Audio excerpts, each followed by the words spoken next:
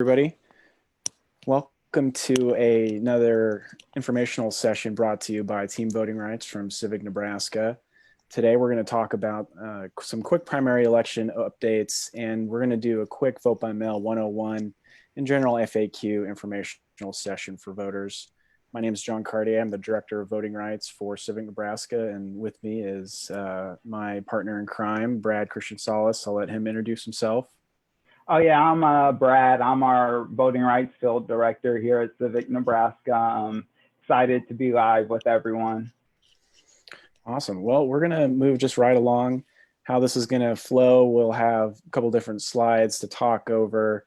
We're doing, for the time, actually showing our faces with this. So if we're looking a little rugged, you know, we've haven't had access to go and get a haircut lately, but otherwise, we're here to talk today again over our election update and right in. So May 1st, first of all, today was the last day to get your vote by mail application into your election commissioner, depending what county you live in. The deadline, to my understanding, was 5 p.m. And I believe it's 6 p.m. actually. If I'm not mistaken, it's 6 p.m. 6 p.m. Okay, great. So that means, hey, we got a little over 50 minutes for people to still get it in. You can take a picture of your request and then send an email to your election commissioner. Otherwise, your best bet is you'd have to go to a drop-off box location and give your application that way. We'll post at the end of this video a bunch of links that will include where those secure drop boxes are. But again, for people who are listening right now, if you haven't got your vote by mail application in, please do so. Everyone this election is encouraged to vote by mail. That's something that the election commissioners have asked us to tell voters, is to get as many people signed up to vote at their comfort of their own home. And there's going to be several different counties that are doing this automatically, as in they're going to send every registered voter a copy of their ballot. But for a lot of us, we have to actually request it from our election commissioner. And in order to assist voters on that process, we have a website that's www.civicnebraska.vote. And as a result of this campaign, there's a record number of vote by mail requests for this election, as you can all imagine. With practicing social distancing as much as possible, not going to a physical polling location has been recommended by election experts, health experts, the state, people like us at Civic Nebraska. So if you're able to get that application done, we're going to then talk a little bit about what your ballot's going to look like when you get it back and you need to fill it out. And that's going to come a little bit later. So I'm going to move right along to the next slide here. Brett's going to jump in and describe a little bit about what the vote by mail application looked like. And we're going through this because the hotline number that we run, there's a lot of voters who were confused about some of the different things on here to fill out. So go ahead and take it away, Brad. Yep. So this is what your vote by mail application looks like. And once again, you have just under an hour to still finish filling it out and sending it to the election commissioner. And you need to send it at this point through the method of email. So it's able to get there in time, since it needs to be there by 6. But it shouldn't take you very long. What you'll do is at the top, you'll fill out your address and the county that you're in. So for me, it was Douglas County. And then you'll just check that you're requesting it for the primary. So it's going to be that first box. And then you fill in that next line. What day is the primary? It's May 12th, 2020. And then if in those 3 sections, those 3 different boxes, the one that you want to check for what we're doing is we're requesting to vote by mail. And so the second box in is going to be the one that says, I request that the ballots be mailed to me. You'll want to fill that out. And once again, you'll put your address, the city, state, and zip. And then you'll put in your phone number and your email. And the big reason why you want to make sure you put in your phone number and your email is that if there's any issue, that way your election commissioner is able to follow up with you, because if they don't have that information, they won't have a way to contact you if there is an issue. So then there won't be any follow-up. And then at the bottom, you'll just print your name then you'll sign your signature and put in your date of birth. And that's your application. It shouldn't take very long to fill out. And like I was saying, as long as you get it sent in by email by 6, you'll still be able to vote by mail and not have to worry about going to the polling places. So it's really important that everyone, if you haven't done it yet, go do it now. And you can open up another tab and have us on in the background while you go grab your application and get it printed off. And then just the last piece, if you are a nonpartisan, you'll need to request another piece of the ballot if you want to. So if you want to vote on offices for Democrats, Libertarians, or Republicans, as a nonpartisan, you'll need to specifically check one of those boxes. If not, then you'll just get the nonpartisan piece of the ballot. So that's something else important to remember. Thanks, Brad. And one thing I wanted to mention going back here,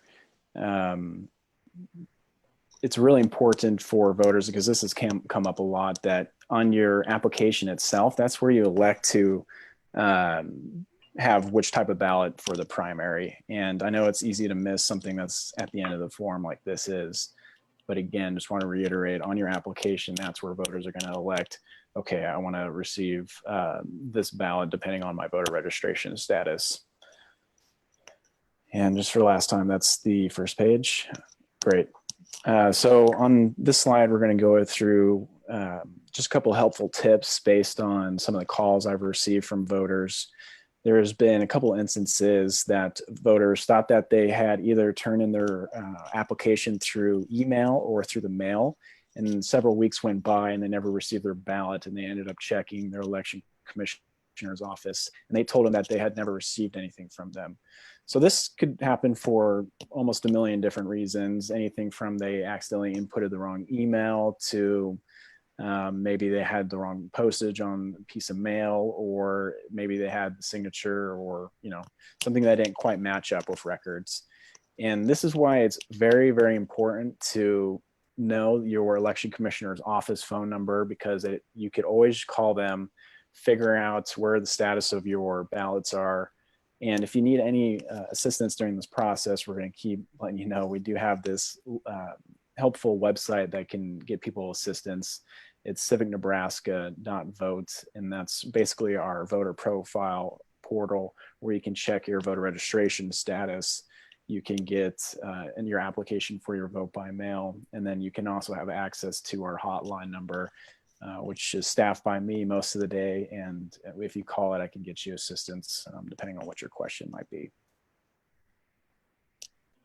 Yep. And so next, we just got some helpful tips for when you get your ballot and are marking it, marking your vote by mail ballot. Make sure that you use a blue or black ballpoint pen to mark your ballot, and really follow the instructions, because that'll really help make sure that you complete your ballot properly and that your vote counts. So one of the big things with that you're going to want to make sure you do is you're going to want to sign the back of your ballot return envelope. When ballots don't go through and they end up getting rejected, that's usually one of the bigger reasons why, is that people didn't sign their envelope. So it's very important to do that. Also, you want to make sure you use the return envelope that came with your ballot. That's going to be the way you want to get your ballot returned. And just a big note, you can't change your vote after you return your ballot. So make sure you take your time and really fill it out and think through your choices, because once you return it, there's no changing your ballot or your vote. And you need to return your ballot to either Dropbox by 8 p.m. on election day. So it either needs to be in the mail with enough time to get to the election commissioner's office by that time, or it needs to go into a Dropbox, but it's not based on the postmark. So make sure you give yourself plenty of time if you're going to mail it back.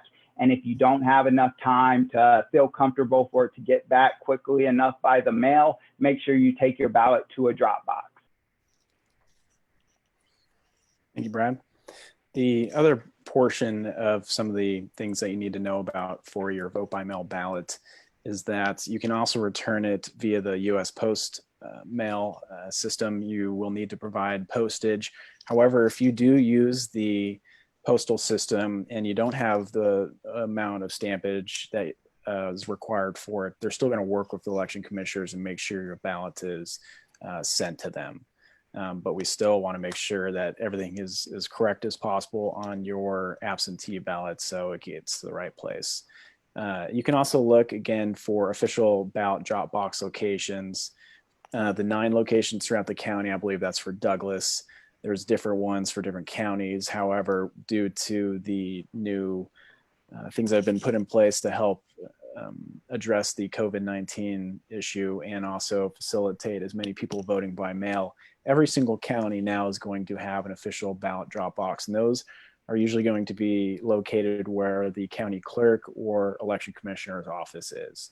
And again, we're going to have that information along with this video provided if you need to look that up. These secure drop boxes are available for 24 hours a day, 7 days a week. They operate very, very similar to a post office box you would if you just drove by it. You just go up to it, you put it in the slot. There'll be signage that says this is not for U.S. official mail. This is for your official county election materials. And you can also put in your VBM applications in those things as well as your ballot. Please do not return your early voting ballot at a polling place. That should be delivered to your election official's office through the mail by the deadline for the election. And we're also going to post those dates as well. Now, all accepted early voting ballots are counted and reported. And we want to reiterate this because there's people like going and cast their vote in person and maybe feel like that is going to be more counted for whatever reason. Every single person that sends it through the mail is going to get to the election commissioner's office, is going to get counted, and it's going to be secure and a very efficient and secure way for you to stay healthy during this time and still make your voice heard on election day. This last slide is questions. It seems we have 4 people on our watching right now, which, you know, hey, that's at least it's a couple people. If you guys have any questions, please just leave it in the comments right now and we'll answer them. But for anybody who sees this video later, because we're going to post it, we also have a sign up for our election protection program for 2020 for the general and primary. Typically for that, we're going to have people go to polling locations, act as election observers. It's not really happening for obvious reasons for the primary, but we'll see the general what that looks like. So if you want to volunteer your time, please follow that link and help us out. And at the bottom there, those are linked to some of our most popular resources that are available to voters at any time. And the very bottom is, of course, the hotline you can call. And for people that are looking at that, it's 402. Actually on that slideshow, that has a link to our office number right now, which no one is in our office. We're all working from home. But our hotline you can use to call me at my house is 402-890-5291. And Brad, if you have anything else you'd like to add. No, not much to add. Just a final plea for anyone who hasn't filled out their vote by mail request to just do it now and get it done so that you are able to vote from home this upcoming election. And yeah. All I got. There's one question. What are some of the safeguards in place to ensure that ballots don't get mailed to the wrong addresses? Thank you. So to answer that question, every single ballot, in order to illustrate this best, we should see what Garden County does. They're a county that was the first one to move to an all vote by mail election system. And the way they do it is every single voter needs to have an address that they're registered with in order to be registered to vote. And that address that people use to register with, that is where their ballot's going to be sent to. That needs to be a residential address because that's going to determine where you live, what districts, who you can vote for, all that stuff. So that's the primary way, is making sure that the election information for where you're living, where you say you live, and where you're registered to vote matches up with what's going through the mail and where your ballot gets delivered. So that's why election systems that rely on vote by mail are very efficient, and they have very good data and up-to-date addresses, because anytime something's sent to somebody where they don't actually live there anymore, it's going to get a return to sender, and election officials are more easily able to update information that way.